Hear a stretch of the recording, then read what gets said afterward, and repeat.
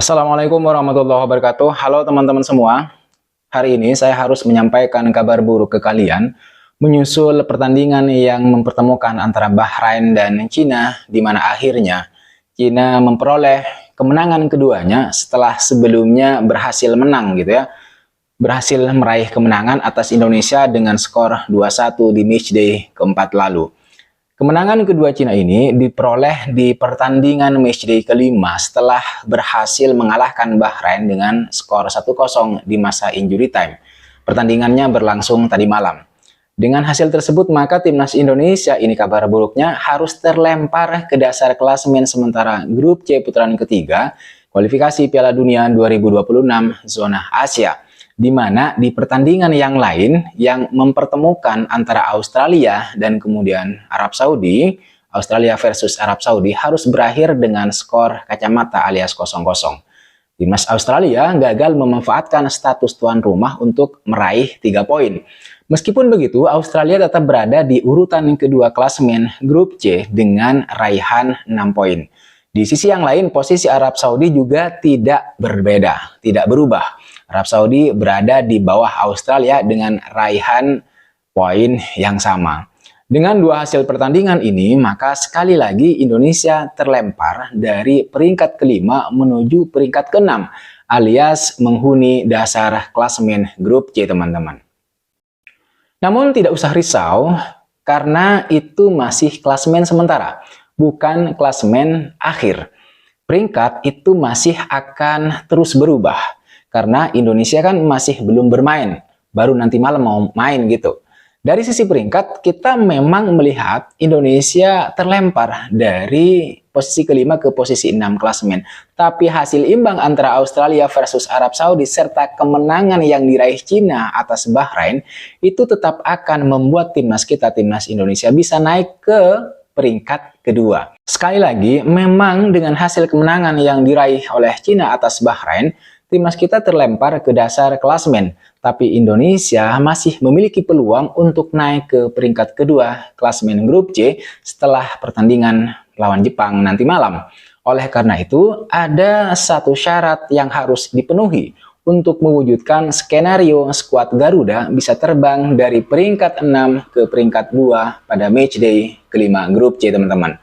Syarat itu adalah Indonesia harus bisa meraih kemenangan atas Jepang pada pertandingan nanti malam. Bukan hanya sekedar menang, tetapi skuad Garuda juga harus bisa mengungguli Samurai Biru minimal dengan selisih 2 gol. Hasil tersebut akan membuat Jai Itses dan kawan-kawan memiliki 6 poin, lebih banyak dari Bahrain dan sama dengan Australia, Arab Saudi, serta Cina. Tetapi Indonesia bakal punya selisih gol plus 1. Torehan ini lebih bagus daripada Arab Saudi dan Cina. Selisih gol Indonesia akan sama dengan Australia, tetapi tim merah putih unggul dalam jumlah gol memasukkan. Dengan begitu teman-teman, timnas Indonesia akan langsung melewati Bahrain, Cina, Arab Saudi, dan Australia untuk kemudian menempati peringkat 2 grup C. Memang hanya ada satu syarat, tapi rasa-rasanya syarat ini itu sangat berat. Bahkan terkesan mustahil bagi Indonesia yang baru menapaki kualifikasi Piala Dunia putaran ketiga. Apalagi harus menang dari Jepang dengan selisih 2 gol. Ini menurut saya misi yang sangat berat. Meskipun kita juga harus sadar, tidak ada yang tidak mungkin, tidak ada yang mustahil dalam dunia sepak bola. Tapi mengalahkan Jepang, apalagi dengan selisih 2 gol, itu seperti mimpi di siang bolong karena melihat kekuatan timnas Jepang yang sangat luar biasa. Mereka adalah tim nomor 1 di Asia. Mereka adalah member tetap Piala Dunia. Mereka adalah pemuncak klasemen grup C sementara ini, yang pemain-pemainnya adalah pemain-pemain grade A di Eropa. Saya bukan mau mengkerdilkan atau meremehkan timnas sendiri, tapi melihat syarat yang harus dipenuhi, saya kira akan sangat berat. Menang saja itu bakalan menjadi sesuatu atau kabar yang menggemparkan, apalagi jika menang dengan selisih 2 gol. Itu bukan hanya mengangkat martabat dan menjadikan Indonesia menjadi headline begitu ya, berita utama dalam beberapa hari ke depan bahkan hingga ke generasi berikutnya, tetapi juga bakalan mencoreng muka Jepang sebagai tim nomor 1 di Asia, akan memperburuk reputasi Jepang. Kita dihadapkan pada musuh yang berat di matchday kelima, di mana kita harus menghadapi tim nomor 1 di Asia, member tetap Piala Dunia, di saat kita benar-benar sedang membutuhkan kemenangan, teman-teman. Kemenangan yang tidak hanya akan mengangkat moral timnas kita, tetapi juga akan memperbaiki peringkat kita di grup C. Mengalahkan Jepang memang menjadi misi yang sangat berat, misi yang sangat sulit, tapi memang bukan sesuatu yang mustahil untuk kemudian dilakukan. Itulah kenapa Shin Tae-yong menasehati para pemain kita agar menikmati permainan, tidak terbebani dengan target. Semaksimal mungkin menikmati permainan agar mereka bisa mengeluarkan kemampuan terbaik mereka nanti ketika bermain di atas lapangan. Ya, nanti malam.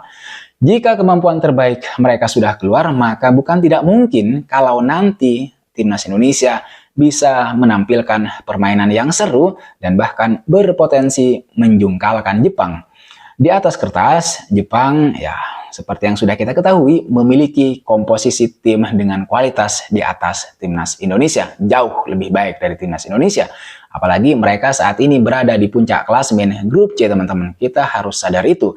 Shin Tae-yong memperingatkan oleh karenanya pemain itu agar mereka memiliki mentalitas yang kuat menjelang menghadapi Jepang nanti malam, teman-teman. Menurut Shin Tae-yong, mentalitas yang kuat bakal membuat para pemain timnas Indonesia itu tidak gentar menghadapi musuh yang kuat sekalipun, menghadapi Jepang terutama. Kata Shin Tae-yong, Jepang adalah tim terbaik di Asia dari sisi peringkat FIFA. Dan oleh sebab itu, dia menekankan para pemain agar memiliki kepercayaan diri. Saya setuju dengan Shin Tae-yong bahwa kita tidak akan kalah secara mental dari para pemain timnas Jepang. Sama seperti Jepang, para pemain kita juga banyak yang berkarir di luar negeri, bahkan di Eropa seperti Jay Itzes dan Kevin Dix. Apalagi di pertandingan nanti, Justin Hubner yang sebelumnya absen karena cedera itu sudah bisa bermain. Dia sudah pulih dan kembali berlatih. Pemain yang baru dinaturalisasi, Kevin Dix, itu juga sudah bisa memperkuat timnas Garuda, timnas Indonesia. Sebenarnya kita ya mau tidak mau kita harus mengatakan itu, kita dihadapkan pada kondisi yang tidak menguntungkan. Seperti yang saya bilang tadi, di saat kita sedang benar-benar membutuhkan kemenangan, kita harus dihadapkan. Kita harus melawan tim terbaik, tim yang paling kuat di grup C, yaitu timnas Jepang. Kemudian berikutnya kita juga harus melawan Arab Saudi. Ini dua pertandingan yang memang harus diperjuangkan habis-habisan begitu oleh para pemain timnas kita. Ini bakalan menjadi pertandingan yang tidak bakalan mudah begitu. Para pemain harus berjuang sampai titik darah penghabisan sepanjang laga, sepanjang 90 menit untuk meraih hasil seri minimal, meskipun hasil seri ini tidak akan merubah apapun. Posisi timnas Indonesia tetap bakalan berada di peringkat 6, alias menjadi tim juru kunci dengan 4 poin. Dan itu sesuatu yang sangat kita tidak inginkan. Meskipun begitu, kita tetap harus berani bermimpi untuk bisa menjungkalkan Jepang di kandang kita sendiri, apalagi kita didukung oleh ribuan supporter.